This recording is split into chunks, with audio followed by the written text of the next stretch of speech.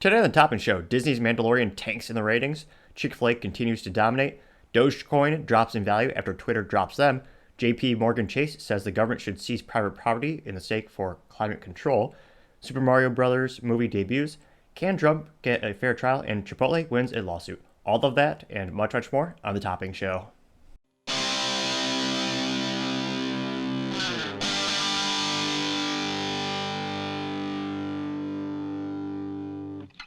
Thank you, everyone, for tuning in today. Today's episode of the Topping Show is sponsored by Topping Technologies. Topping Technologies is an IT value-added research and services company with a special proficiency in IT security. If you're a business owner or an IT leader, could use a little assistance, reach them at sales@toppingtechnologies.com. Now, jumping into the business part of the podcast, Chick-fil-A continues to grow exponentially. Their 2022 sales totaled $19 billion, which is especially impressive considered their 2021 sales for the year was $16.7 billion, equating to about 13.8% growth, while many businesses are shrinking and contracting, especially impressive. Now, their drive-through methodology seems to be key to this. They double and triple the lanes to deploy an army of employees to go outside and assist, so it can be actually efficient and expedient. Granted, I'm usually an old soul in terms of it takes me a while until I check out the quote-unquote new thing on the block. So one of my friends actually took me to Chick-fil-A for the first time last month, and I was shocked just how quickly we were able to go through the drive-thru and how polite and professional all of those employees were in an industry which you may not be used to that particular experience, especially how clean and is a very unusually exceptional and positive experience for quote-unquote fast food. Now, their drive-thru locations averaged $18.5 million a year, up from $18.1 million in 2021, the first 8.5 coming from 2022. And if you go back in time even further, they made $7.1 million in 2020. They also note that locations without drive-thru average a yearly revenue of $2.7 million a year. And that is astonishing how much that drive-thru helps. I'm actually more surprised that there's locations that don't have drive-thru. I don't know if that's due to city ordinances or I can't think of a logical reason for them not to have that at a particular location, especially when they are this successful, and that's one of the keys to their success. It's all the more impressive when you have to remember Chick-fil-A is closed on Sunday. So they are working 6 days a week. Their competitors are working 7 days a week, and they're still beating their competitors. Especially impressive. You also have companies similar with Hobby Lobby, which has a religiously faith-based company. They're famously closed on Sunday as well. They consistently outperform other hobby-based stores similar to Texas-based Michael's, being their probably most well-known comparison and competition. Now, going on to more interesting streaming news as the streaming wars continue, Disney names a new streaming boss. Now, they called upon Joe Early to head their direct-to-consumer streaming platform, which is a fancy word of them just saying Disney+. Now, Joe Early was previously the president of the streaming platform Hulu, and some speculate that it's a telltale sign that Disney is going to be fully acquiring Hulu. Currently, they have a 2/3 stake in the company Hulu, and which is an interesting platform. And like most platforms and streaming services, the key is the intellectual property. All the shows that have exclusivity contracts with them, meaning shows are locked in, it will only be streamed on that platform, as well as the originally produced content. I think one of the most famous ones is Solar Opposites, which is created by a co-producer of Rick and Morty, which is probably the most successful intellectual property produced on Adult Swim. Now, a couple of my friends and I never really... Hulu always annoyed me when I attempted to use it years ago because they had the certain payment platforms, and the one that I used had the commercials built in, so you were paying, but it's still had commercials, which I understand you have different price points for different folks. But after that, I was like, I'll stick to just working and not doing much streaming.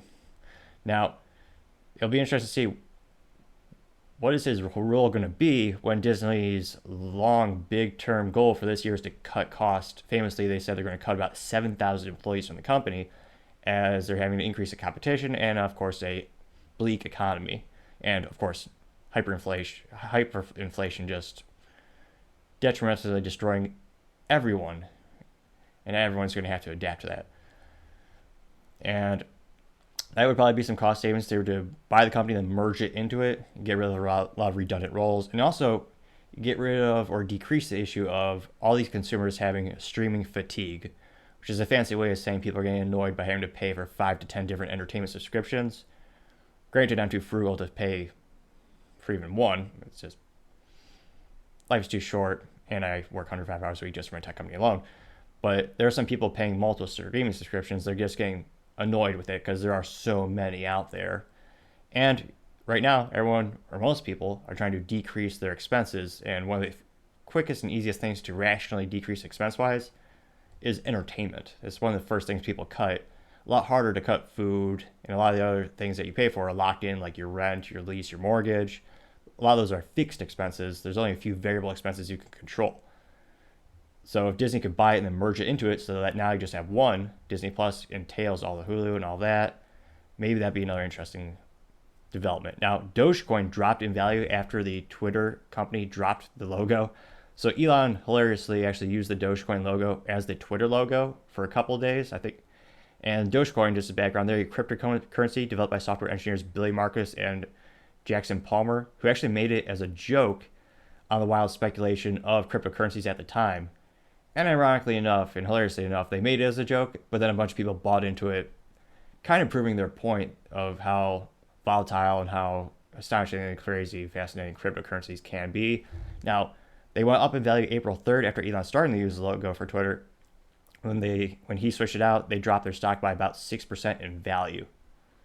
Now, concerning business philosophical news, JP Morgan Chase, which is all the acquisitions, the big company altogether with all the entities, their CEO says the government should seize private property for climate control, which should be concerning. Now, in his annual letter to shareholders, CEO Jamie Dimon suggested that the U.S. government and climate-conscious companies may need to seize land and to stay off climate disaster.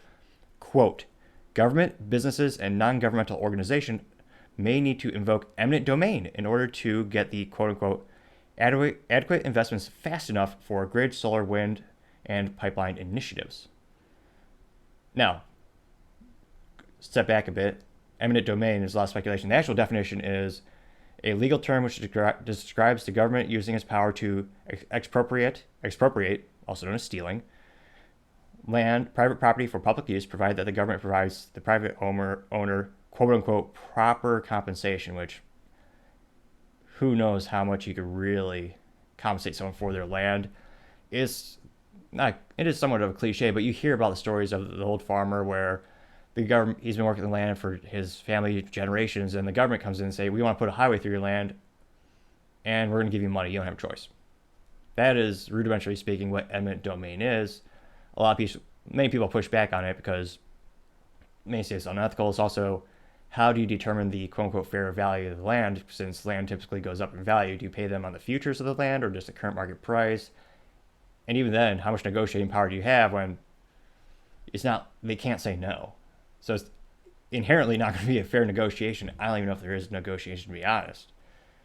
So it'll be interesting to see all these companies starting to push those initiatives, saying that they need more and more land. And it's also one of those things where there's a lot of empty land in the United States still, where if you wanted to, you could put a bunch of solar panels. Whether it will work in that area is another thing in and of itself. That's why places like California, there's a lot of solar panels, because there's a lot of sunlight there. It makes sense. Does it make sense to spend millions of dollars to put solar panels in Maine, where it's cloudy most of the year, or New England? No, it doesn't. It sounds good, maybe, but if you look at the big picture, other alternative solutions would be much more effective. But needless to say, that's quite concerning. His ideal is just steal land, and just trust us. All these initiatives will work. Now, going on to the culture part of the podcast, the Super Mario Brother movies is critically acclaimed by the actual people who are fans, not the cliche traditional Hollywood critics, which are more and more disconnected from reality, I find. Now, the movie did star Chris Pratt, who Hollywood traditionally hates because he's Christian and he eats meat. And I have to say, he does have some entertaining pictures where he'll post on social media his latest hunt, and he'll be like, I made all this delicious food thanks to this. Which is a hell of a lot healthier for you and better for the environment and the whole world than the processed stuff you buy at the store, where it goes to the factory farm and who knows what's going on there. And you're eating it straight from the wild. There's no additives, no preservatives, there's nothing. It's just pure nature. So if I had the opportunity to actually go out and hunt my own food, that'd be an exceptionally opportunity. I've had fresh food in that regard, or that for my friends who've gone hunting and the meat always tastes amazing. If that's something I could do, I would do it. Now, Rotten Tomatoes said they're quote unquote critics, the professional ones in Hollywood. They rated the movie 54%. Now, the ratings on Rotten Tomatoes from the actual fans is 98%, which just further shows the huge disconnect between Hollywood and, I know it's cliche to say, but middle America, or perhaps rational America. Both rare and good places to be. Now, some morons, highly acclaimed critics, they said that there's nothing more to the movie than a bunch of references to past video games, nostalgia. Well, of course, it's a Super Mario Brothers movie. You're not tuning in for a high cerebral Shakespearean storyline. You're going in because that was a video game character you grew up with, and it spans across multiple generations, and it's been on multiple platforms, multiple consoles. So it's a great, maybe a family movie. I hesitate to say that just because I haven't vetted it out myself, and who knows the whole context of it. And these days, always be more careful than not when you're evaluating content for your children. But of course, it's going to have all those references. That's what the fans want. So all the people who are fans of Super Mario Brothers, the video games, the franchise, they all love the movie. The people who maybe have only heard of Mario Brothers, they hated it. Now, other interesting news that actually highlights the further disconnect of Hollywood: Disney's Mandalorian show tanks in the ratings, and they, for some reason, hired Lizzo and Jack Black for cameos. Now, The Mandalorian started off as being one of the most fascinating, popular pop culture productions in years. All the original diehard Star Wars fans went to it, and a lot of people who never heard of Star Wars really got into the show, and it's hard to be interested to see how much money they made off the merchandising alone, with all the toys, all the swag, everything in and of itself. Multi-billion-dollar acquisition is paying off for Disney, needless to say. Now, the show started to go down in popularity after they fired Gina Carano last year for her political beliefs. She tweeted that, quote, Jews were being beaten in the streets, not by Nazi soldiers, but by their neighbors, even children. She also compared the treatment of Republicans in the United States to Jews in Germany. And she also said, you should just be nice to your neighbors. And she just said, be nice in general. So she had a lot more prior political statements before that hinted at her political affiliations being more right than extreme left, which is rare in Hollywood. And a lot of people are speculating that they were looking for a reason to fire her. And Daily Wire, which is a brilliant acquisition on their part, they were a conservative media company based out of Tennessee. They noticed she was out of a job. They hired her, and they started to produce their own movies. So the free market always wins, and that's a brilliant move as Disney continues to alienate some of their traditional fans. Now, in season 3, most recently, that's when the show is really dropping in popularity for The Mandalorian. Now, compared to season 2, the total minutes viewed were dropped by 200 million, which equates to about a 20% decline. And other reports, such as by the Nielsen, they rated it between a 20 to 25% decline in overall viewership. And oddly enough, I still understand why they picked Lizzo and Jack Black for cameos. Now, Lizzo allegedly has talent, and some say she is a rapper and a flutist. She is most famously known for desecrating a 200-year-old ceremonial flute with mediocre notes while twerking, wearing as little clothing as seemingly possible. And she's a big deal. And I don't say that metaphorically. She lets you know because she wears very little clothes and she's quite big. Now, a lot of historians found this disgusting because that glass flute was a ceremonial gift to James Madison over 200 years ago. Now, unfortunately, a lot of American schools no longer teach history. So here's a little mini history class for free. James Madison was known as one of the founding fathers. He was the 4th president of the United States, serving from 1809 to 1817.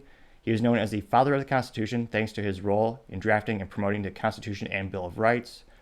And back in the day, there was a fire, and only 2 things were saved: the portrait of George Washington and that glass flute. And it had never been played, which is also another important historical note in terms of it's not It was a ceremonial gift, not meant to be used. They had a similar gift after the Civil War, where many of the generals were given a ceremonial pistol, where it was a beautifully engraved handgun, and they actually made some high quality bullets. I believe some of them were even gold plated.